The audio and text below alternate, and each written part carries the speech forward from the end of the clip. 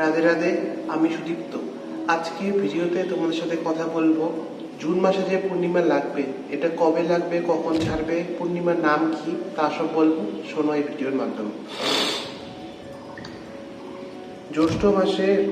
জ্যৈষ্ঠ এই পূর্ণিমাটার নাম হলো জ্যৈষ্ঠ পূর্ণিমা।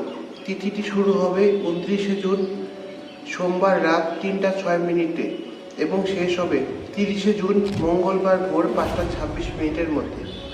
আরেকবার বলছি, ভালো করে শুনে নাও। সোমবার দিন রাত 3:06 শুরু হবে পূর্ণিমা, শেষ হবে